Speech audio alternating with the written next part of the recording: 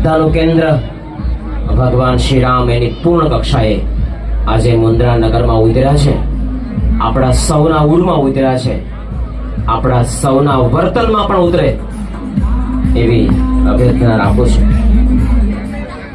ખૂબ જલ્દી આપણે આપણું સ્થાન પ્રાપ્ત કરીએ.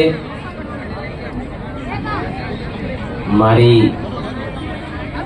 મંચની બરોબર સામે સરસ મજાના છત્રપતિ શિવાજી મહારાજ ચાલી રહ્યા છે. મરાઠા સમાજવાદી છત્રપતિ શિવાજી મહારાજને આબેહૂબ રજૂ કરતો વ્યક્તિત્વ. ખૂબ સાધુવાદ.